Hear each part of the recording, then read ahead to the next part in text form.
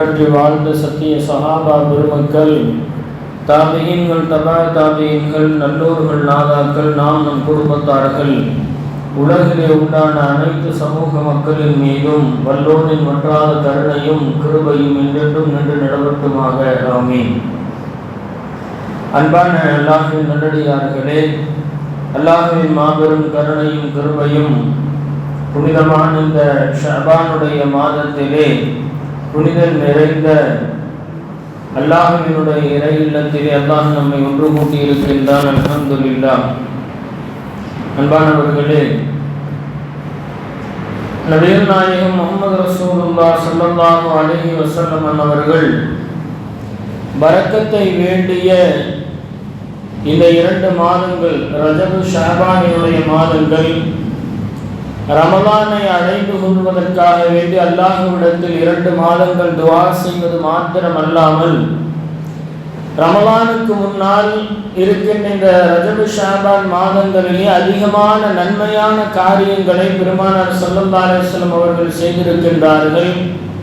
அதிலும் மிக குறிப்பாக நாயகம் ஸல்லல்லாஹு அலைஹி வஸல்லம் அவர்கள் ரமலானுக்கு அடுத்தபடியாக அதிகமாக நோன்பிருந்த மாதம் என்று சஹாபாக்கள் அறிவிப்பது இந்த ஷஅபானுடைய மாதத்தில் தான் பெருமானார் ஸல்லல்லாஹு அலைஹி வஸல்லம் அவர்கள் அதிகமான நோன்புகளை வைத்திருக்கின்றார்கள் என்பதை நாம் பார்க்கின்றோம்.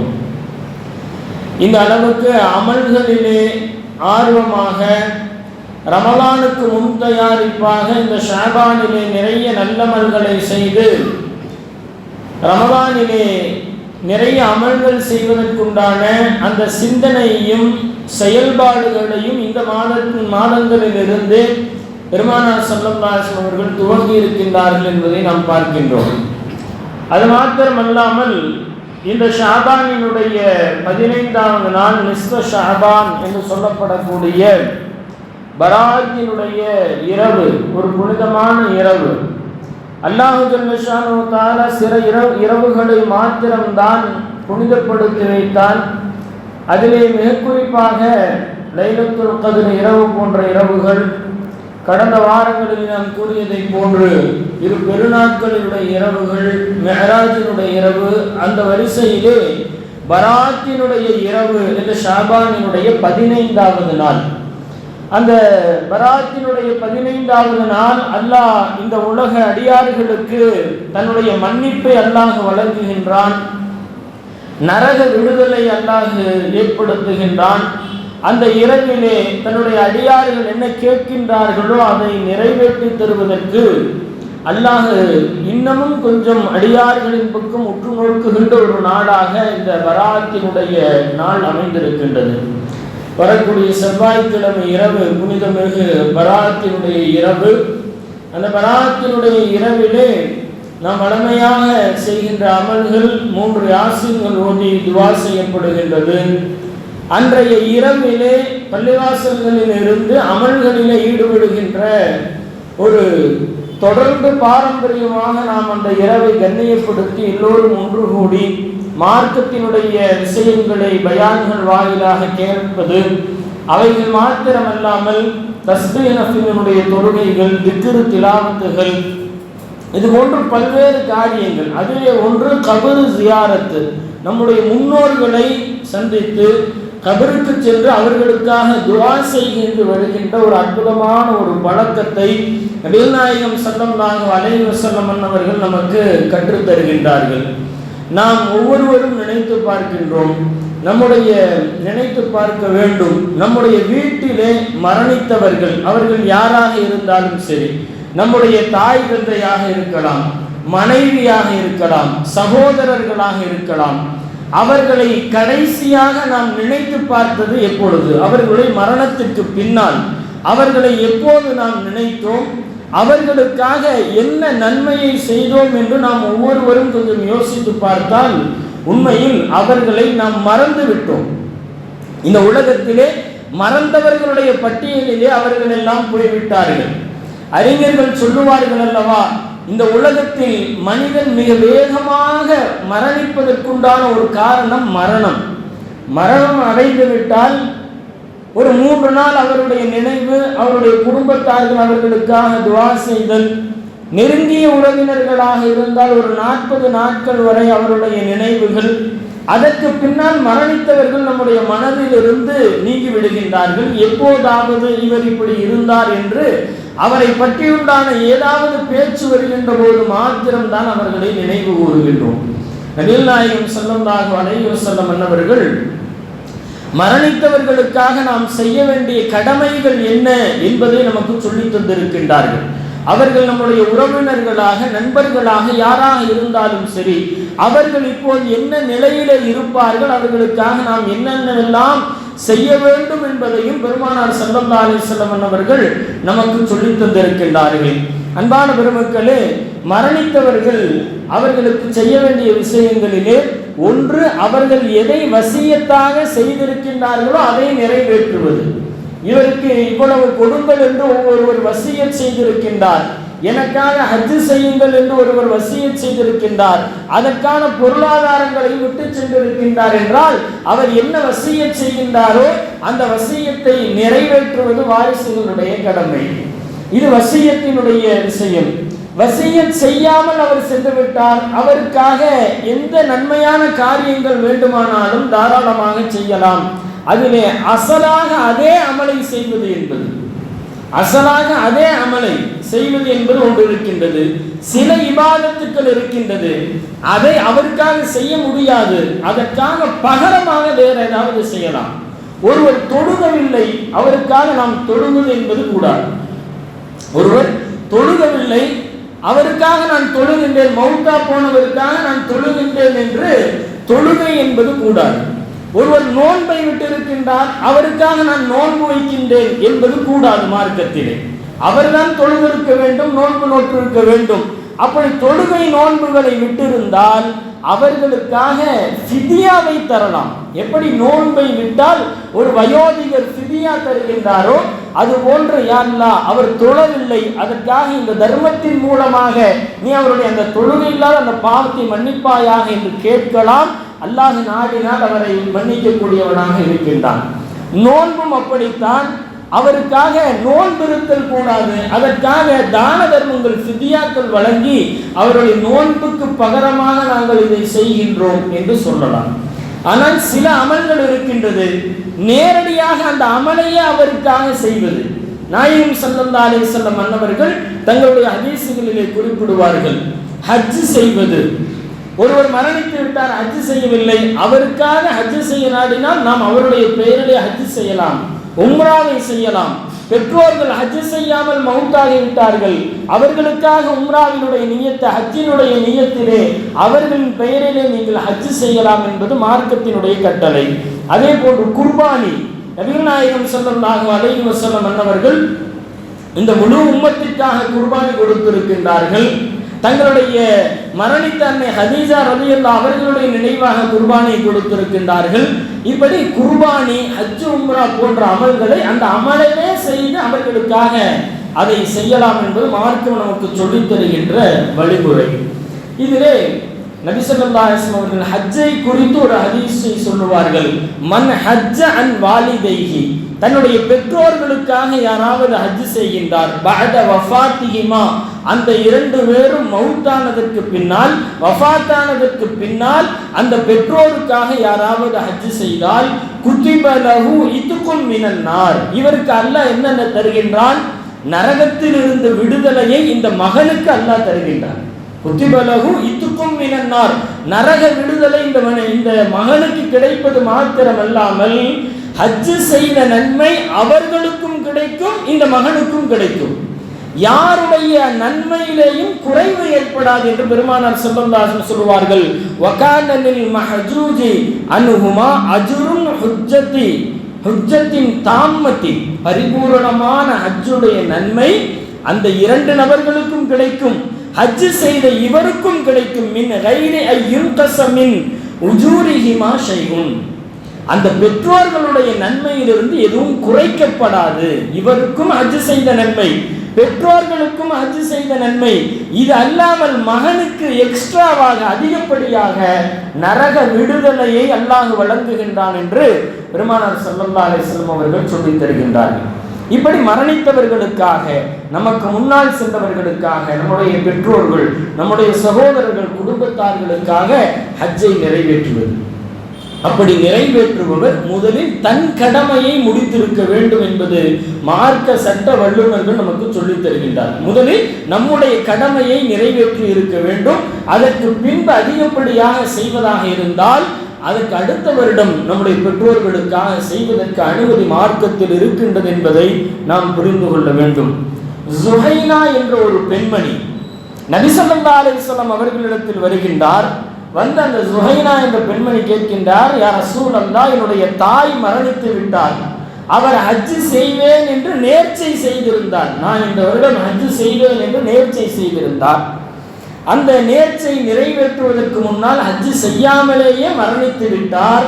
நான் இப்போது அவர்களுக்காக ஹஜ் செய்ய வேண்டுமா என்று அந்த ஜுஹைனா என்ற பெண்மணி கேட்கின்றார். நபி ஸல்லல்லாஹு அலைஹி வஸல்லம் சொன்னார்கள், லவ் கான அலா உம்மிக தைனுன் அகுந்தி ஃபாலியத்தன், உன்னுடைய தாயின் மீது கடன் இருந்தால் நீ அதை நிறைவேற்றுவாய் அல்லவா? உன் தாய் ஏதாவது கடன் வைத்து போயிருந்தால், உன்னுடைய பெற்றோர் கடன் வைத்து போயிருந்தால் அதை நிறைவேற்றுவாய் அல்லவா? இந்த நேர்ச்சை, ஹஜ் செய்கின்றேன் என்ற இந்த நேர்ச்சை என்பது அல்லாஹ்வுக்கு உன் தாய் வைத்து சென்ற கடன். எனவே இதை நிறைவேற்றுவது மிக சிறந்தது என்று சொன்னார்கள்.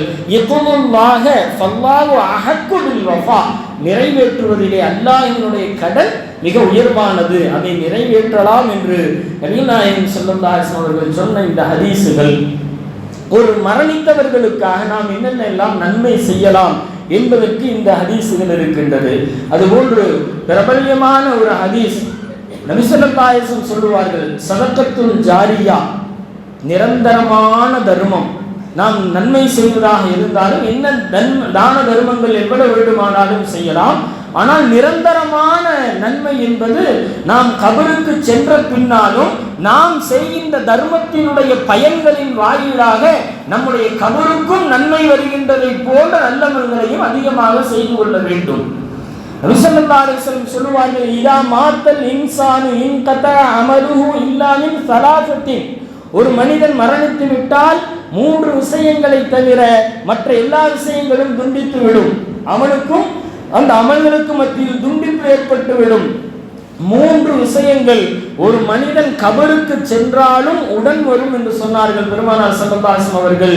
அதில் ஒன்று சதகத்துன் ஜாரியத்துன். சதகத்துன் ஜாரியா, நிரந்தரமாக செய்யப்பட்ட தர்மம். நிரந்தரமான தர்மம் என்று சொன்னால் என்ன? ஒருவர் பள்ளிவாசலை கட்டிவிட்டு சென்றார், அதிலே யார் யாரெல்லாம் தொழுகின்றார்களோ அந்த நன்மை எல்லாம் அவருக்கு போய்கொண்டே இருக்கும். ஒருவர் ஒரு மதரசாவை கட்டி கொடுத்தார், மதரசாவிற்காக உதவி செய்தார், அதில் கற்கின்ற அந்த கல்விகளினுடைய அந்த நன்மைகள் அவருக்கு செல்லும். ஒருவர் கிணற்றை வெட்டி வைத்தார், ஒரு போர் போட்டு கொடுத்தார், பள்ளிக்கோ மதரசாவுக்கோ அல்லது ஏதாவது மக்கள் பயன்படுவதற்குண்டான ஏதாவது ஒரு வகையிலே ஒரு போர் போட்டு கொடுத்தார், அதிலே தண்ணி எடுத்து மக்கள் பயன்படுகின்ற காலமெல்லாம் அவர் மரணித்தாலும் அவருக்கு நன்மை போய்கொண்டே இருக்கும். ஒருவர் மரம் வைக்கின்றார், மரத்தினுடைய நிழல் அமைகின்றது, அதில் யாராவது வந்து அமர்கின்றார்கள், அதற்குண்டான நன்மை அவருக்கு சென்று கொண்டே இருக்கும். இப்படி சதகத்துல் ஜாரியா என்பது நாம் செய்கின்ற ஒரு தர்மம், அதனுடைய நாம் மரணித்த பின்பும் நமக்கு கபருக்கு வருகின்ற நிரந்தரமான நல்ல அமல்கள் இது போன்று நிறைய இருக்கின்றது. தொடர்ந்து மக்கள் பயன்படுத்துவார்களே, அது போன்ற சதகத்துல் ஜாரியா மௌத்துக்கு பின்னாலும் அந்த நன்மை வரும் என்றார்கள் பெருமானார் ஸல்லல்லாஹு அலைஹி வஸல்லம் அவர்கள். இரண்டாவதாக இல்முன் யுன்தஃபஉ பிஹி, பயன் தரக்கூடிய கல்வியை நீங்கள் கொடுத்து சென்றால் அந்த கல்வியின் மூலமாக யார் யாரெல்லாம் பயன்படுகின்றார்களோ, என்னென்ன அமல்கள் எல்லாம் நடக்கின்றதோ அந்த நன்மை எல்லாம் உங்களுக்கு வந்து கொண்டே இருக்கும். நல்ல கல்வியை விட்டு செல்வது.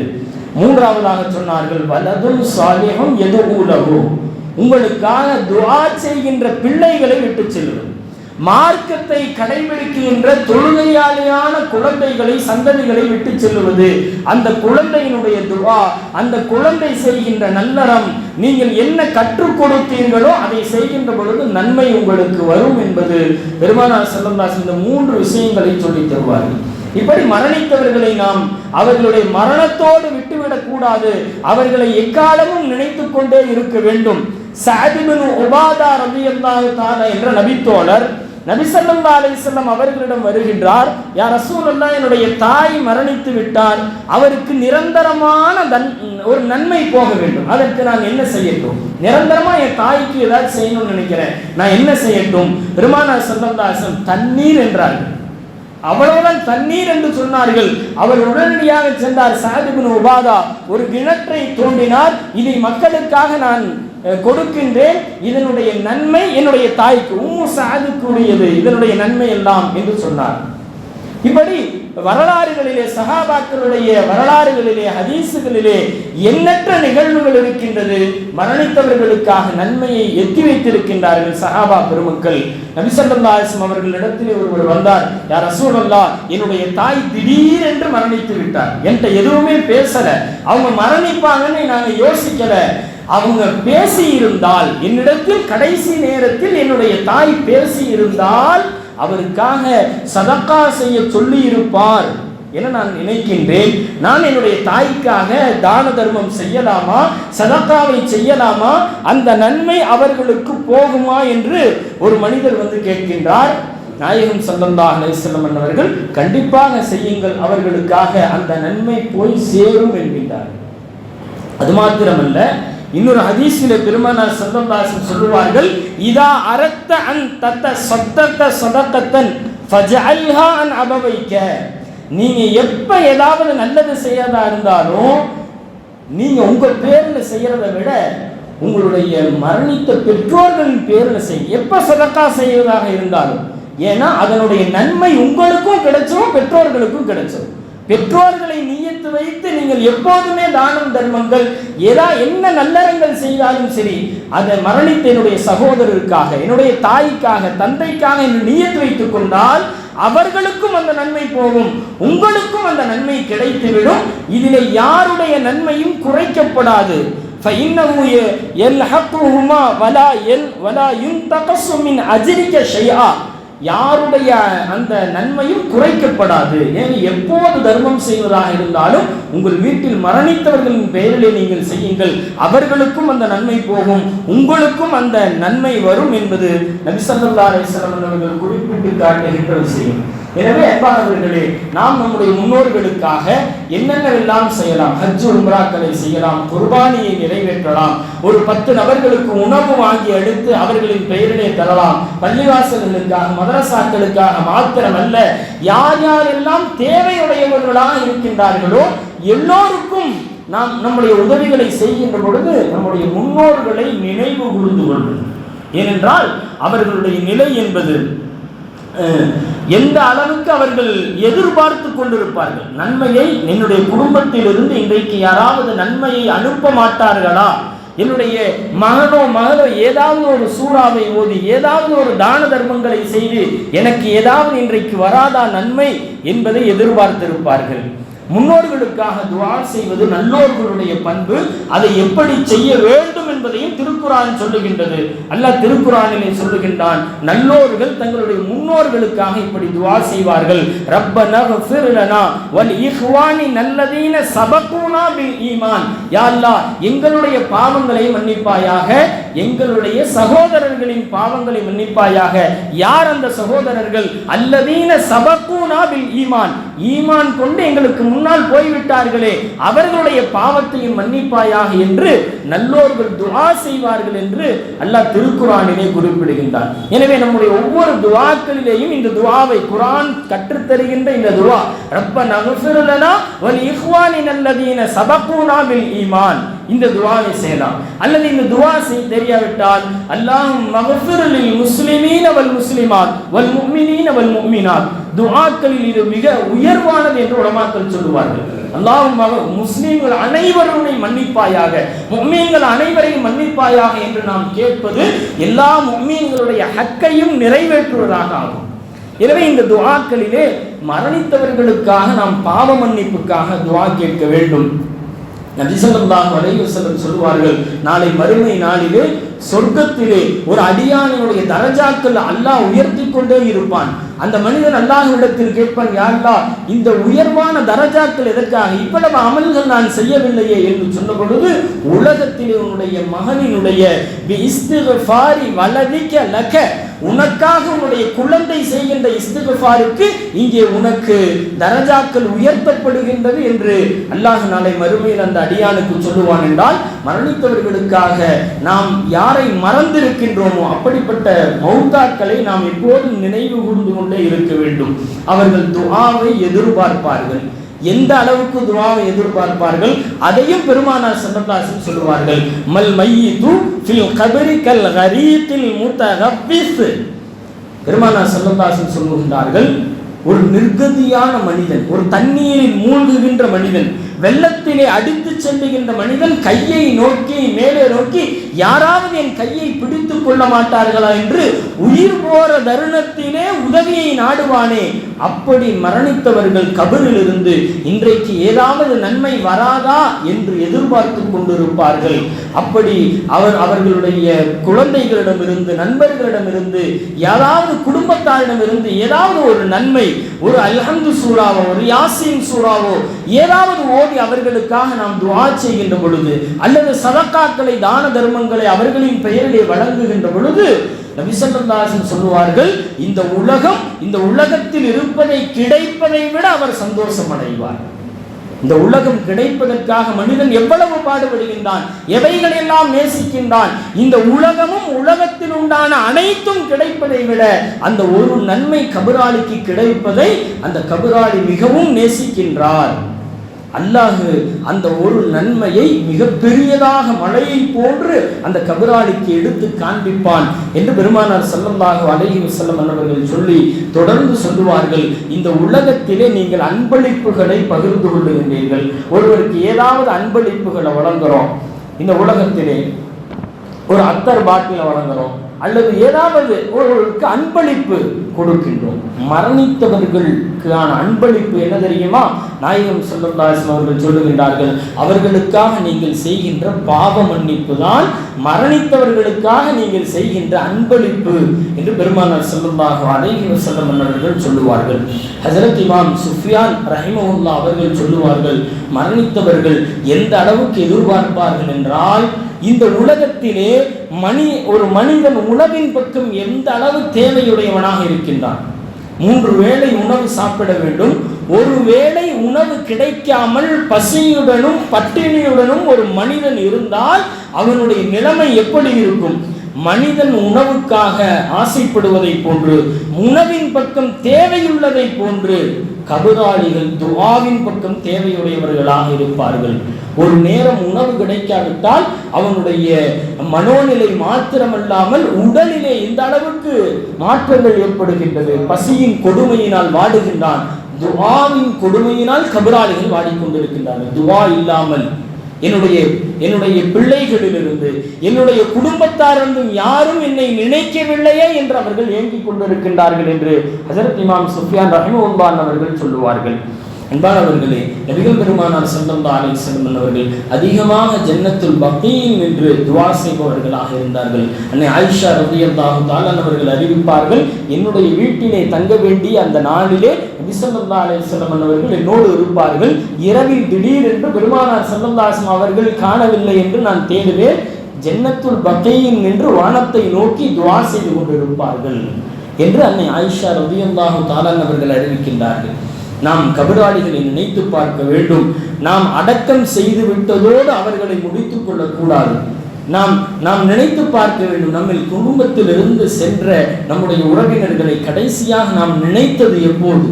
அவர்களுக்காக ஒரு துஆவை நாம் கையேந்தி அல்லாஹ்விடத்தில் ஏதாவது ஒரு சூறாக்களை ஓதி, யா அல்லாஹ் இந்த சூறாவை என்னுடைய பெற்றோர்களுக்கு சமர்ப்பிப்பாயாக, இந்த வழக்கத்தை தினமும் நாம் ஏற்படுத்த வேண்டும். தினமும் நமக்கு உணவு தேவைப்படுவதை போன்று தினமும் அவர்களுக்கு துஆ தேவைப்படுகின்றது.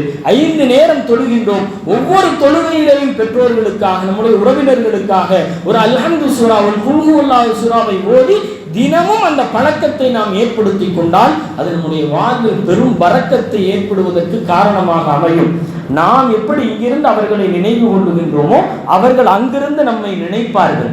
இது மாத்திரமல்ல, நாம் இங்கிருந்து துஆ செய்வது மாத்திரமல்ல, ஒரு கபராளி இடத்திலே நேரடியாக நாம் சென்று துஆ செய்தால் அந்த கபராளிகள் தெரிந்து கொள்வார்கள், யார் என்னுடைய குடும்பத்திலிருந்து யார் வந்திருக்கின்றார் என்பதை கபராளிகள் அறிந்து கொள்வார்கள். அந்த அறியும் ஆற்றலை அவர்களுக்கு யார் யார் போகின்றார்கள், என்ன ஓதி துஆ செய்கின்றார்கள் என்பதையும் கபராளிகள் அறிகின்றார்கள். எனவே நாம் அவர்களுக்காக ஒவ்வொரு நாளும் துஆ செய்ய கடமைப்பட்டு இருக்கின்றோம்.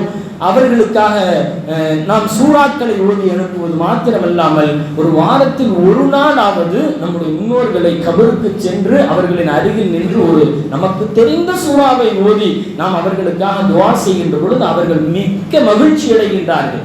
நம்முடைய பெற்றோர்களோ சகோதரர்களோ உறவினர்களோ அவர்கள் நிர்கதியான சூழ்நிலை, அவர்களுக்கு இப்போது தேவைப்படுவது நன்மைகள் மாத்திரமே. நாம் அவர்களை நினைவு கூறுகின்ற பொழுது அவர்கள் மிகவும் சந்தோஷப்படுகின்றார்கள். அன்பானவர்களே, நபிகள் நாயகம் ஸல்லல்லாஹு அலைஹி வஸல்லம் அவர்கள் சொன்னார்கள், நஹைத்துக்கும் அன் ஜியாரத்தில் குபூர், கபறுகளை ஜியாரத்து செய்வதை நான் தடுத்திருந்தேன், ஆனால் ஃபஸூருஹா, இப்போது அதை ஆகுமாக்குகின்றேன், நீங்கள் ஜியாரத்து செய்யுங்கள். ஏனென்றால் நீங்கள் கபறுகளை ஜியாரத்து செய்வது உலக பற்றற்ற தன்மையை உங்களுக்கு ஏற்படுத்தும். கபருக்கு சென்றால்தான் உலகத்தினுடைய ஆசை உங்களுக்கு குறையும், பற்றற்ற தன்மை ஏற்படும், மறு உலகத்தினுடைய நினைவு உங்களுக்கு வரும். நமக்கும் ஒரு நாள் மரணம் இருக்கின்றது, நாமும் ஒரு நாள் இந்த கபரிலே அடக்கப்படுவோம் என்ற நினைவு ஒவ்வொரு நாளும் ஒரு மனிதனுக்கு வேண்டும். எனவேதான் ஒரு முஃமின் இன்னொரு முஃமினுக்கு செய்ய வேண்டிய கடமைகளில் ஒன்றாக பெருமானார் ஸல்லல்லாஹு அலைஹி வஸல்லம் சொன்னார்கள், ஒருவர் மரணித்தால் அவருடைய ஜனாசாவில் கலந்து கொள்வது. நாம் இன்றைக்கு எத்துணை ஜனாசாக்களிலே கலந்து கொள்ளுகின்றோம். நாம் அது கபருடைய அடக்கம் முடிக்கின்றவரை நாம் அங்கே இருந்து வர வேண்டும். இதுவெல்லாம் இந்த கபராளிகளுக்கு நாம் செய்ய வேண்டிய கடமைகள். நம்முடைய முன்னோர்களை வாரத்தில் ஒரு நாளாவது நாம் அவர்களை சென்று நாம் அவர்களுக்காக துஆ செய்துவிட்டு மற்ற நாள் நாம் பள்ளியிலிருந்து வீட்டிலிருந்து சூறாக்களை அனுப்பலாம். அல்லது முடிந்தவர்கள் வாரத்திற்கு 2 நாள், நமக்கு எப்படி முடியுமோ குறைந்தது ஒரு வாரத்திற்கு ஒரு முறையாவது நம்முடைய முன்னோர்களை, நமக்கு முன்னால் சென்றவர்களை நாம் நினைவு கூற வேண்டும். ஹஜ்ரத் நாயகம் ஸல்லல்லாஹு அலைஹி வஸல்லம் அவர்கள் ஒரு கபரை அடக்கம் செய்கின்ற பொழுது கடந்து சென்றார்கள். பெருமானார் ஸல்லல்லாஹு அலைஹி வஸல்லம் கடந்து செல்லுகின்ற பொழுது அந்த அடக்கம் செய்து கொண்டிருந்தவர்களிடத்திலே நாயகம் ஸல்லல்லாஹு அலைஹி வஸல்லம் சொன்னார்கள், இஸ்தக்ஃபிரு லி அஹீக்கும், உங்களுடைய சகோதரருக்காக நீங்கள் பாவ மன்னிப்பு தேடுங்கள். வஸலுல்லாஹ லஹும் அத்தஸ்பீத, அவருக்காக தஸ்பீத்தை கேளுங்கள். தஸ்பீத் என்று சொன்னால் தரிபடுவது. அவருக்கு இன்னும் கொஞ்ச நேரத்திலே கேள்வி கணக்கு ஆரம்பிக்கப்பட இருக்கின்றது. ஃபஇன்னஹு அல்ஆன யுஸ்அலு, அவர் கேள்வி கணக்கு கேட்கப்பட போகின்றார். அந்த கேள்விக்கு நல்ல முறையிலே பதில் சொல்ல வேண்டும் என்று நீங்கள் அடக்கம் செய்கின்ற பொழுது துஆ செய்யுங்கள் என்று பெருமானார் ஸல்லல்லாஹு அலைஹி வஸல்லம் அவர்கள் சொன்னார்கள். ஹஜ்ரத் அனஸ் ரலியல்லாஹு தஆலா அவர்கள் பெருமானார் ஸல்லல்லாஹு அலைஹி வஸல்லம் அவர்களுக்கு சுமார் 10 வருடங்களாக ஹிதுமத் பணிவிடை செய்த அனஸ் ரலியல்லாஹு அவர்கள் அந்த கபர்களை மையத்தை அடக்கின்ற பொழுது இப்படி துஆ செய்வார்கள் என்று நாம் பார்க்கின்றோம். அல்லாஹும்ம ஜாஃபில் அர்த அன் ஜம்பை வ வஸ்ஸி அலைஹி. அனஸ் ரலியல்லாஹு அவர்கள் சொல்லுவார்கள், யா அல்லாஹ், இந்த கபரிலே கபர் நெருக்கத்தை விட்டும் விழாப்புறங்கள் ஒன்றோடு ஒன்று நெருங்குவதை விட்டும் இந்த கபராளியை பாதுகாப்பாயாக, இவருக்கு இந்த கபரை விசாலப்படுத்திடுவாயாக என்று அந்த கபரை அடக்கின்ற பொழுது துஆ செய்வார்கள் என்று நாம் பார்க்கின்றோம். இப்படி நமக்கு முன்னால் சென்று விட்டவர்களை, நாம் இந்த உலகத்திலிருந்து மரணித்தவர்களை நம் மனதிலிருந்தும் என்றைக்கும் நாம் நீங்காமல் அவர்களை நினைவு கூர்ந்து கொண்டே இருக்க வேண்டும். அவர்கள் நன்மையை நாடி ஒவ்வொரு நாளும் ஒவ்வொரு கணமும் என்னுடைய குடும்பத்தாரிடமிருந்து ஏதாவது நன்மை வந்துவிடாதா என்று எதிர்பார்க்கின்றார்கள். அப்படிப்பட்ட பல்வேறு நன்மைகளை நமக்கு முன்னால் சென்றவர்களுக்காக நாம் செய்ய வேண்டும். கபர் ஜியாரத்தை எப்போது வேண்டுமானாலும் நாம் நினைவு வருகின்ற பொழுது போய் செய்யலாம். ஒரு வழக்கத்தை நாம் ஏற்படுத்தி ஒரு காலம் இருந்தது, ஜும்மாவுடைய நாளா தொழுதுட்டு தன்னுடைய பெற்றோர்களை ஜியாரத்து செய்துவிட்டு வீட்டுக்கு போகின்ற பழக்கம் எல்லாம் நம்முடைய முன்னோர்களிடத்தில் இருந்தது. அந்த நினைவுகள் எல்லாம், அந்த காலங்கள் எல்லாம் இன்றைக்கு மறக்கடிக்கப்பட்டு போய்விட்டதோ என்று எண்ண தோன்றுகின்றது. எனவே நம்மிலிருந்து மரணித்தவர்களை நம் மனதிலே என்றைக்கும் நினைப்போம். அவர்களை மறக்காமல் அவர்களுக்கு உண்டான நன்மைகளை செய்வோம். இன்ஷா அல்லாஹ் வருகின்ற செவ்வாய்க்கிழமை இரவு புனிதமிகு பராத்தினுடைய இரவாக இருப்பதால் அன்றைய தினம் இன்ஷா அல்லாஹ் மகரிபுக்கு பின்பு 3 யாசீன்கள் ஓதப்படும். அதே போன்று இஷாவினுடைய தொழுகை 10 மணிக்கும், அதை தொடர்ந்து சிறப்பு பயானும் திக்ரு துவா மஜ்லிஸுகளும், அதற்கு பின்னால் நம்முடைய காட்டூர் கபிரிஸ்தானினுடைய ஜியாரத்தும் நடைபெறும். ஜமாத்தார்களும் அனைவரும் கலந்து கொண்டு அந்த நாளை நாம் அமல்களுக்குரிய நாளாக ஆக்கி இந்த நாளை சிறப்புப்படுத்த அல்லாஹ் தௌஃபீக் செய்வானாக. வாஹர் தஅவானா அல்ஹம்துலில்லாஹி ரப்பில் ஆலமீன். அஸ்ஸலாமு அலைக்கும் வரஹ்மத்துல்லாஹி வபரகாத்துஹு.